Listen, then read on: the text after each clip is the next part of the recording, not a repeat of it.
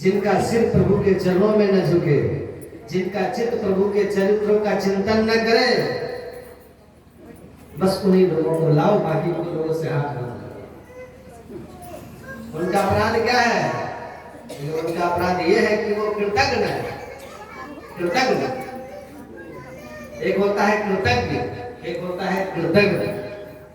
मतलब जैसे आपको किसी ने बढ़िया ठंडा पानी पिलाया, पी करके आपके मन में विचार आया, सुने ऐसी प्यास की घड़ी में कितना सुंदर शीतल जल पिलाया, भगवान इसको इतना, इसने हमको पानी पिलाया है, भगवान इसको खूब दूध दही दे, कहते हैं ना, शराब बोल करके रखे, मैंने इसको खूब दूध पिला, पानी के बदले में दूध पी, या आएगा तो मैं इसको पिला, कहते हैं ना, कभी मौका मुझे मिला तो। इसका नाम है कृतज्ञता का। जिसने तुम्हें कुछ दिया है उसके बदले में तुम उसको और बढ़ चढ़ के देने का भाव रखो, उसके प्रति कृतज्ञता का भाव रखो। और एक होता है कृतज्ञ। कृतज्ञ मतलब उसने बढ़िया एक गिलास पानी पिलाया, अब पानी पी करके आपने सोचा गिलास बड़ा जोरदार है, मौका मिले तो इसको जेब में डाल के चलो, तो पीने के बाद में देना तो दूर रहा, जो जिस गिलास में जिस पात्र में पिया या खाया उसी को जय सिया राम कर।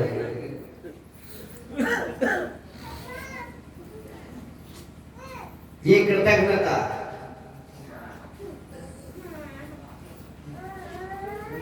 आपको कोई घड़ी देता है तो घड़ी घड़ी उसको याद करके आप उसकी प्रशंसा करते हो, ये घड़ी हमको उसने दी है, विदेश से लाके दी। तो कोई एक चीज देता है तो 50 बार उसकी महिमा गाते हो, कृतज्ञता दिखाते हो। पर जो परमात्मा ने दिया है वो कोई दे सकता है क्या? घड़ी पहन के तुम उस घड़ी घड़ी देने वाले को खूब याद कर रहे हो, पर जिसने हाथ दिया है कभी उसको भी तो धन्यवाद दो। हाथ ना होता तो घड़ी कहाँ बांधते?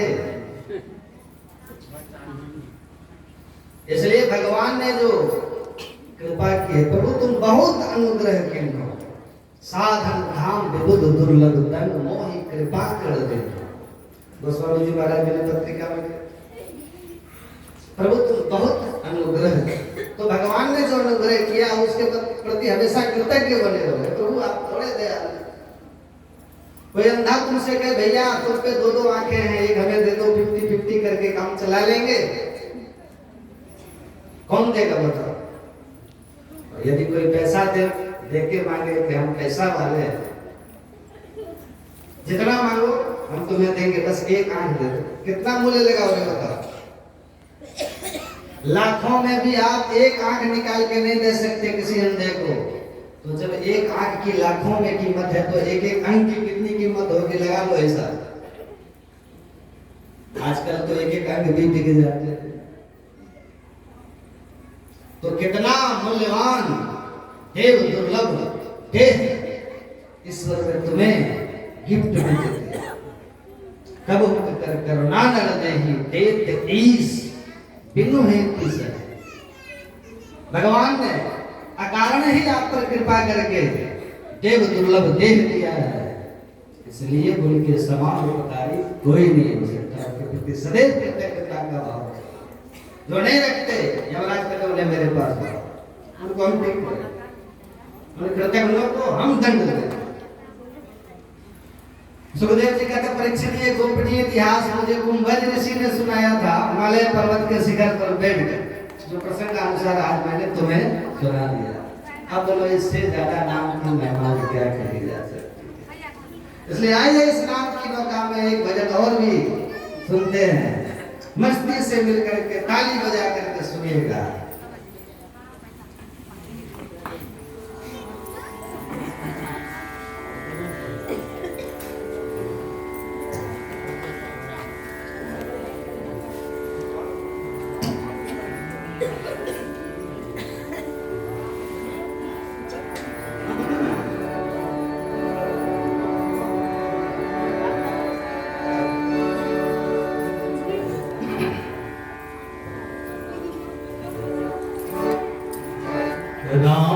राम भज प्राणी भज ले,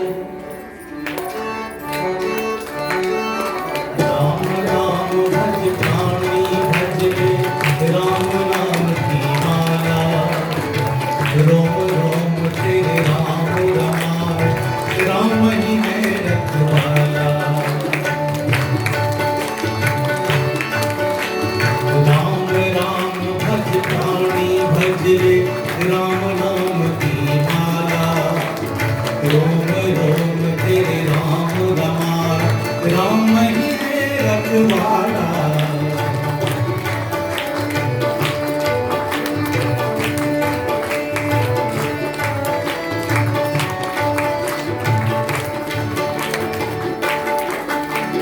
राम बिंदु है राम सिंधु है, राम क्षितिज पर छाया, सूर्य चंद्र में नील गगन में, सब में राम समाया।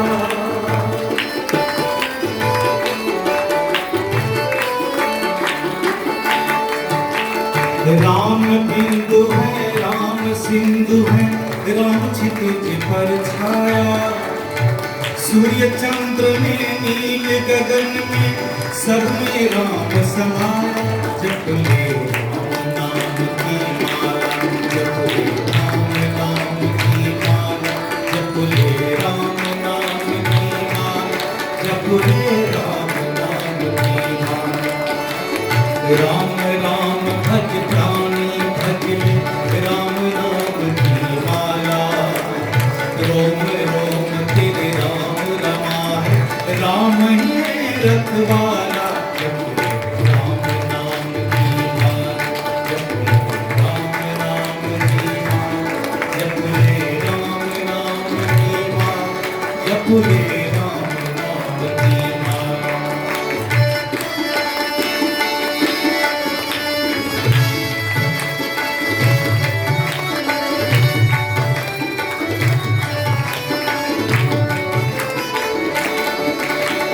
राम ही तारे राम उबारे, राम ही पार लगाए,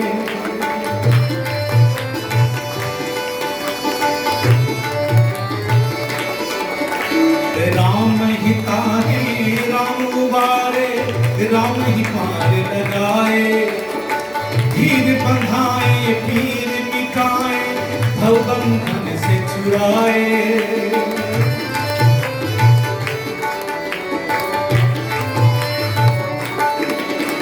राम ही तारे राम उबारे, राम ही पार लगाए, धीर बंधाए पीर मिटाए, भव बंधन से छुड़ाए। जप ले राम नाम की माला, जप ले राम नाम की माला, जप ले राम नाम की माला, जप ले राम नाम की माला। राम राम भज प्राणी भज ले, राम नाम की माला, रोम रोम तेरे राम रमाए, राम ही रखवाला। जप ले राम नाम की माला, जप ले राम नाम की माला, जप ले राम नाम की माला, जप ले राम नाम की माला।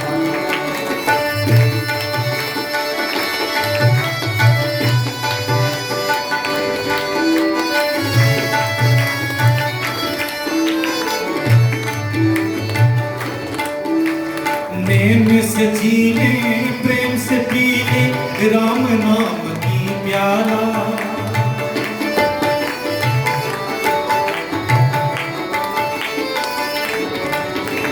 नेम से जीले प्रेम से पीले, राम नाम की प्याला। बिखर जाएगा तेरे मन में, प्रभु का दीप उजाला।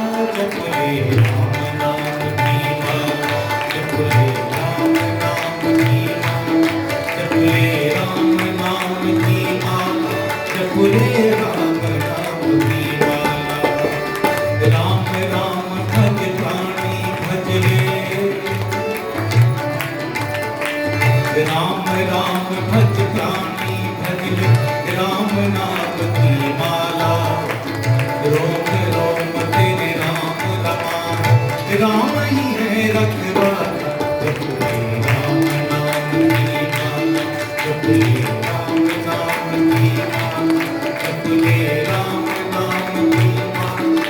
बोल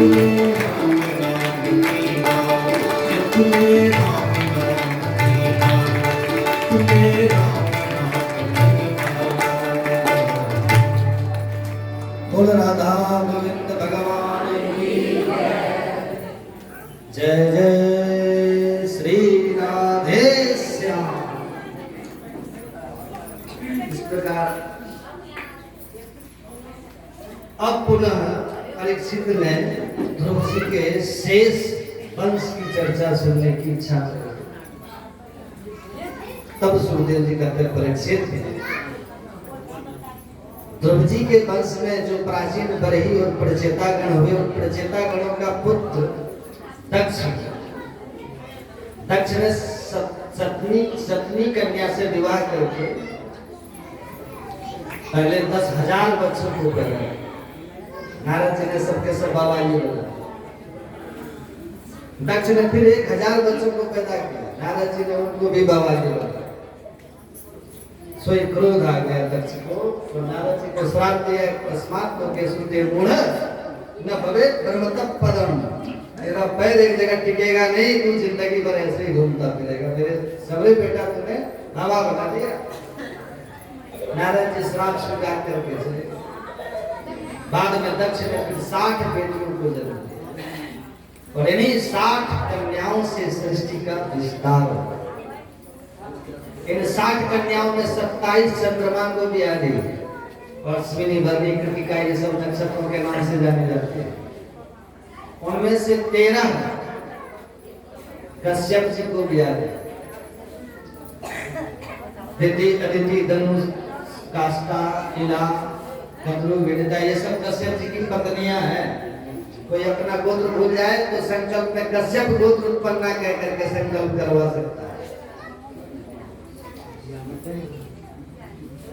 किंतु कश्यप जी की पत्नी दिति से दैत्यों का जन्म हुआ, पर एक बेटी थी उनकी रचना देवी, जिसका विवाह कोष्ठामुनि से हुआ। उसके 2 बेटा हुए, विश्वरूप और सत्यवेश। विश्वरूप ब्रह्मज्ञानी था, कुछ समय के लिए देवताओं का पुरोहित भी बना। शांति से पहले हल्ला मत कीजिए, अपने बैठ जाएंगे। देव पुरोहित, और इसने इंद्र को नारायण कवच का उपदेश दिया। भागवत में जो नारायण कवच है, 6वें स्कंद के 8वें अध्याय, कोई नित्य प्रति इस नारायण कवच का पाठ करता है, करे, उसके ऊपर कभी कोई भूत बाधा, प्रेत बाधा, किसी का भी जादू टोना उस पर कभी कोई काम नहीं करता। भगवान नारायण कवच बन के सदा उसकी रक्षा करते हैं। ये भागवत का बड़ा ही सिद्ध नारायण कवच है। इस कोरोना काल में इनमें बहुत प्रयोग हुआ है। जिसको कोरोना हुआ था उसने इस कवच का पाठ 1100 पाठ उसके संकल्प से करवाया, और ऐसा एक भी केस नहीं हुआ जिसके संकल्प से नारायण कवच हुआ वो स्वस्थ नहीं हुआ। वृंदावन में, हरिद्वार में इसका अनेकों के ऊपर प्रयोग करके हमने सुना, देखा। अनेक आपदाओं से बचाने वाला ये रक्षा कवच है, भागवत के रक्षा। इंद्र की शक्ति बढ़ाने के लिए एक महायज्ञ किया विश्वरूप, परंतु विश्वरूप देवताओं के पुरोहित तो बने, दैत्य के मामा जी लगे। तो जब यज्ञ हुआ तो मामा जी के नाम की भी आहुतियां डालने लगे धीरे धीरे। इंद्र को पता चल गया गुरु जी गड़बड़ नहीं, आप हमारे लिए यज्ञ कर रहे हैं कि हमारे दुश्मनों के लिए कर रहे हैं? होंगे तुम्हारे मामा, पर ये नहीं माने, मौका पाते फिर अपना सुहाग करते मामा जी के नाम से, दैत्यों के नाम से। मूड खराब हो गया इंद्र का, तुरंत गुरु जी के 3 सिर काटे, विश्वरूप की हत्या कर।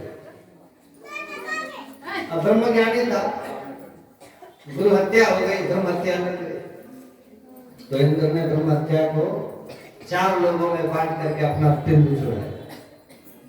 पहला भाग पृथ्वी को दिया, जो कुशल भूमि के रूप में दिखाई पड़ता है। दूसरा भाग स्त्रियों को दिया जो 4 दिन तक रजो धर्म के रूप में प्रकट होता है। तीसरा भाग वृक्षों को दिया जो गोंद के रूप में निकलता है। और चौथा भाग जल को दिया जो छाछ के रूप में निकलता है। ये सब ब्रह्म हत्या के स्वरूप है, इसलिए इनको अस्पृश्य माना है। पर जब कोष्टा मुनि को पता चला कि मेरे बेटे को पहले गुरु बना लिया, बाद में उसकी हत्या भी कर दी, इंद्र शत्रु निवर्धस्व माचरम देवदेवसम, इंद्र को मारने की भावना से इन्होंने यज्ञ किया। और मंत्र में थोड़ी सी त्रुटि हो गई, बड़ा भयंकर असुर पैदा हो गया, नाम था वृत्रासुर। यज्ञ कुंड से प्रकट हुआ। कौन इतना मोटा बोलते हैं, इतना आवाज आता है?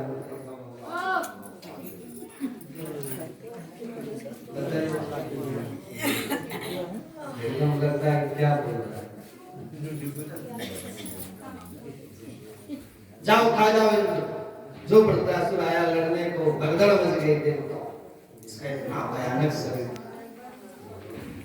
भगवान के पास गए, महाराज ये तो सारी दुनिया को गा रहे, कहाँ गए, कैसे मरेगा? भगवान बोले दधीच बाबा की हड्डियों से वज्र बनेगा तभी ये मरेगा।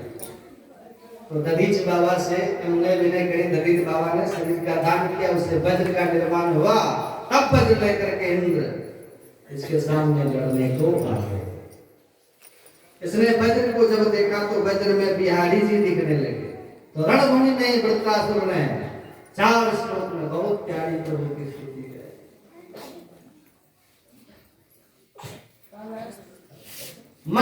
मनसा वाचा कर्मणा सदा आपकी सेवा में समर्पित रहूं। यही वैष्णव धर्म है। वैष्णवों का अर्थ संपत्ति क्या है? धन। वैष्णवों की एक ही संपत्ति है, वाम विरही एकांत। हे प्यारे, आपके विरह में सदा छटपटाते रहे, विरह आपके लिए तड़पते रहे। संपन्न नारायण स्मृति ही, हरि की स्मृति ही सबसे बड़ी वैष्णवों की संपत्ति हो। धर्म अर्थ के बाद काम। कामना क्या है तुम्हारी? बोले प्रभु मैं आपको ऐसे याद करूं जैसे पंख रहित पक्षी का बच्चा अपनी चिड़िया माँ को याद करता है।